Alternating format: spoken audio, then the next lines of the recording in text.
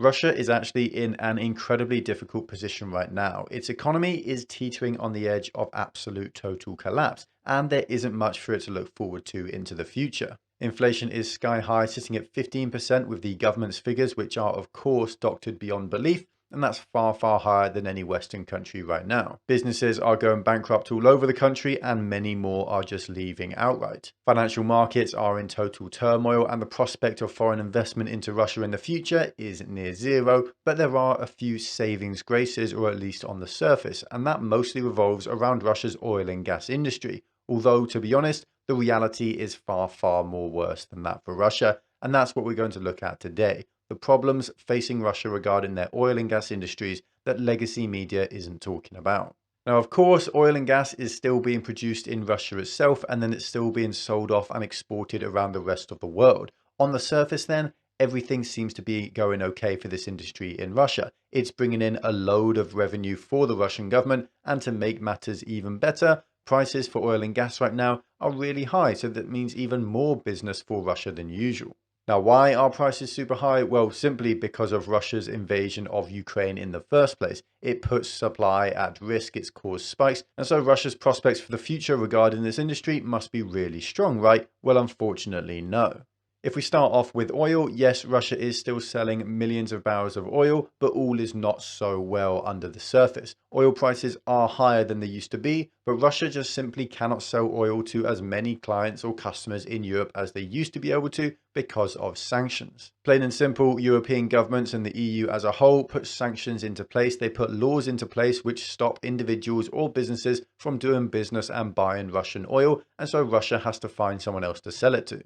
Now, who are they selling it to? Well, the only people who are actual net buyers right now of a large enough extent to make up for Europe's shortfall is China and India. But China and India know that Russia can't sell to their usual customers, so they're demanding a discount. And right now, that discount is greater than 30% off the cost of the barrel. In Western markets, oil per barrel is selling at about $100 or so, whereas from Russia, it's selling for under $70.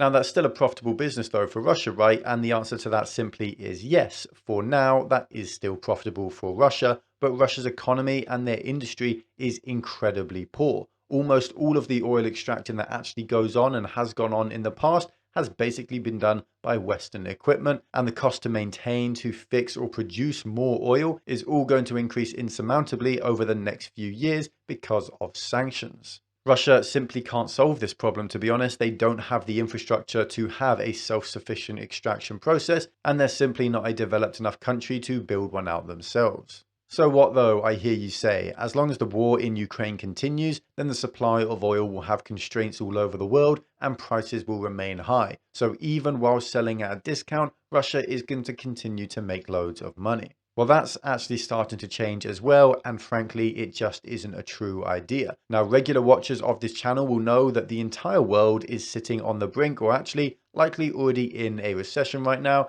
and in a year's time, it will be a full-blown recession. America, Europe, China, Russia, of course, included in this. Pretty much every single country you can name will be in a recession. Now, why is this important? Well, when countries go into a recession, the demand that they have for oil absolutely crashes, and so prices of oil crashes as well. We've seen this happen many times in history before, and we're already starting to see it today. If you look back a few months and look at what oil prices were sitting at a couple of months ago, well, they were sitting at around $120 a barrel. Where are they today? Below $100. Why is this? Well, plain and simple, it's because of recession fears in China in particular. Now, China's economy is screwed for a whole load of different reasons. They are also entering a recession, and the Communist Party is trying to stop it, but they aren't proven successful so far. This recession that they're entering will massively reduce demand for oil in China and thus across the entire world, and it will lead to way lower prices for oil in the future. Again, just to reiterate, so far, just the mere possibility of China entering a recession has led to oil prices around the entire world falling by 20%. When China actually enters that recession, it will crash even further. And then we're going to have that same effect seen for other countries entering a recession, like countries in Europe, the US, and everywhere else. Put very simply, oil prices will crash as this worldwide recession starts, and Russia will not be able to make any money from extracting and selling its oil anymore. Even if they could still technically make a profit at that point, there is another problem surrounding Russia and its oil industry though. As I said earlier, they're currently selling most of their excess oil off to India and China, the stuff that used to go over to Europe and the West in general. But China and India don't actually need this oil. They're simply stocking up on it while they can and importing more than they're using. While it's coming cheap from Russia, they're building up reserves, which obviously doesn't need to happen forever. They're buying more than they need now so that they can buy less than they need in the future. Russian oil is cheap, so it's the perfect situation for them. But what happens when that future becomes now? India and China stop buying Russian oil, and the prices that Russia can charge drops even further, and the discount that they have to give grows even bigger. This will send the Russian oil industry just further into the black, making it entirely unprofitable, and this situation is probably about a year or so away. Now, I know what you're thinking right now. Sure, oil is a little bit awkward for Russia, but natural gas is where they're really winning. And you would be right to say that, at the moment at least. Russia is coming out over this war regarding natural gas. Now, in Europe, and for some countries in Europe more than others, they are insanely dependent on Russian natural gas. Germany in particular basically built its entire economy over recent decades on manufacturing, which is a very energy intensive process, and it's been made affordable and cheap by cheap Russian natural gas. Now that is over for a number of different reasons. Firstly, the sanctions from Europe towards Russia just increased the likelihood of supply issues in general, and so prices of natural gas rose in Europe before any real problems even emerged, and then immediately after the invasion of Ukraine, they rose even further. Then we have the fact that Russia is intentionally throttling the supply of natural gas that they provide to Europe, making the issues across the continent even worse. Now, they do this in a bunch of different ways. They can simply just reduce the amount of gas that they're sending via pipeline, which they are doing. And then they're also doing things like shutting down pipelines for scheduled maintenance and extending those maintenance periods. But the end result here is the same. It's reduced supply. These actions make energy prices more expensive across Europe, which is a good thing for Russia. It forces Europe into a recession, and it also means that Russia can just plain and simply charge more money for the natural gas that they're exporting, making Russia more money. Now that does seem good, right? And well, for now it is. Again though, beneath the surface is where problems start to arise. Now, as I said, lots of countries in Europe built their economies off of cheap Russian natural gas, and they can no longer rely on that. So every country has already started to change or put into place a plan to change their energy dependency. They are investing in different forms of energy generation, from renewable to oil to nuclear, basically sources where Russia isn't at all essential. Now, it will take years for the electricity to be generated from these new sources, but this change is coming. We're probably looking at a minimum of around 5 years' time, and this could be as long as even 10 or longer, but the change is coming. Right up until now, Russia has held huge amounts of leverage over almost the entirety of Europe because of this dependency on their gas, but they can't count on this forever, and that change is here. In 10 years, it simply won't matter how much natural gas or how cheap Russia offers it, because Europe will simply not need it and they won't buy it. Russia is bringing in loads of income from their natural gas exports now, but from Europe, they will have almost none in the future. A great example of this change is Nord Stream 2, which is this massive underwater pipeline to supply Germany and a bunch of other European countries with natural gas from Russia. Now, it was going along with Nord Stream 1, but was massively controversial because it would make energy cheaper in Germany, but it would also give Russia far more influence over German policy. For years, politicians on every single different party argued over it. They couldn't come to a consensus, but the second the war in Ukraine started, everyone agreed that Nord Stream 2 was irresponsible and a bad idea, and so it was cancelled. This kind of thing will happen all over the continent in the years to come, and Russia will find itself in a decade or so with almost no willing customers in Europe. Surely that's fine though, right? I hear you say they can just sell this natural gas to India or China, right? Well, unfortunately, no. Natural gas is far more difficult to transport than oil, and it usually needs these massive pipelines which cost billions and decades to create. They also need consent and strong agreements with other countries to actually export this natural gas, and there are loads of other difficulties here as well. It's incredibly difficult and nigh on impossible for Russia to massively increase the amount of natural gas that they're exporting to other countries. Now, some people will say that liquid natural gas and shipping that solves this problem on the whole, but it simply doesn't, because capacity for liquid natural gas is minuscule so far, and it also requires absolutely monumental investments in infrastructure that both Russia and their buyers will need and they don't currently have. In a similar vein to the oil industry, the natural gas industry in Russia is again heavily dependent on the West. Exploration and increasing production has for decades involved Western companies who provide the expertise, which Russian companies simply can't do. These sanctions will throttle how much they can actually produce in the future and force Russia to seek out partnerships with other countries, namely with China. Now, a big misconception regarding this is that China is not actually a friend of Russia. They simply share an enemy in the US and the West.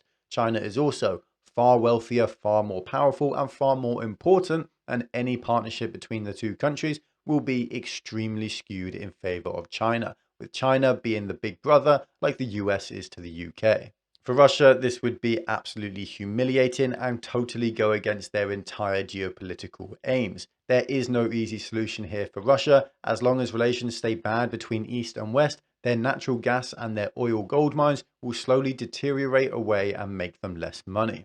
Now, this is, though, where I have to be absolutely clear. Russia can actually fix these problems, and they're really easy to fix as well. All they need is for the sanctions against them to end, for business between East and West to start again, and to be able to sell all the oil and natural gas in the world to Europe and make loads of money, and everyone would get rich together.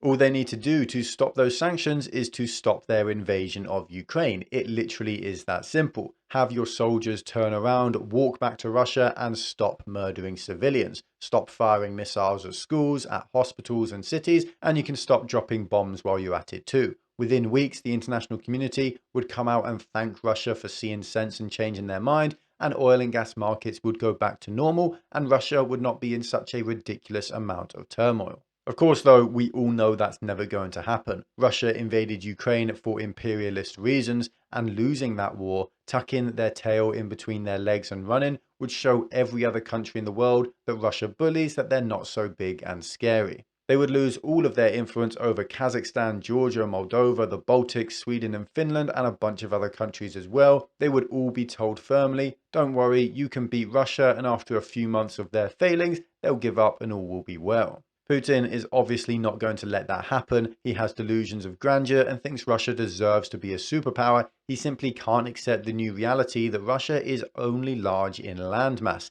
It's not a big enough in population for it to be a world power like China or India, and its economy is so small that even Italy is more important with regards to finances. But there is another solution here for Russia. Russia simply needs to win the war and beat Ukraine. Again, though, that's just not going to happen. Ukraine's support from the West puts them on another playing field. We saw for months how effective Western anti-tank weapons like the NLAWs and Javelins were, and they completely halted Russia's tank advances. Now they can't even get close to fielding as well-equipped units as before because of the massive losses they've taken. Drones and other innovative bits of kit have been wreaking havoc on Russian soldiers. Ukraine's air defense is strong enough to ensure that Russia can't effectively use their air power. Western artillery and missiles like HIMARS far outmatch Russian equivalents as well. Ammo depots and airfields in Russia are going up in flames left, right and center, and conscripts are being sent to the front line, while well-trained forces like the VDV were absolutely decimated in the early weeks of the war. Take a look at a map of the conflict in Ukraine 3 or 4 months ago and look at how it is today, and you'll see that almost nothing has changed, and that's for good reason. Russia can't push Ukraine back. They couldn't even hold on to the ground that they took around the cities to the north like Cherniv and Kyiv. They simply cannot win this war anymore. Now, putting my cards on the table, I came out months ago and said this would happen. I said the war would devolve into strategic stalemate and no side would really be able to advance, and this is what has happened so far. To deny this is to bury your head in the sand. The war is not going to stop anytime soon. Ukraine is in the early stages of a counterattack around Kherson in particular, but frankly, I have doubts over how successful they're actually going to be there. Russia is getting more desperate, and as that happens, they are getting more aggressive and totalitarian. Rhetoric from Russia's news organizations is more and more about destroying Ukrainian identity and their culture, but the Ukrainians are more firm in their defense of themselves, their country and their culture than ever before, and they're not going to give up either. Plain and simple, this war will continue, which means these sanctions will continue too. That means that the problems facing Russia's oil and gas industries will not be solved. This will end disastrously for Russia at this rate. No one knows exactly how long until it gets to that point. My personal guess is that the crescendo will be about a year or so away. Of course, it could be longer or shorter than that. New developments are always likely and they will change the situation. And of course, I can't see perfectly what's going to happen next.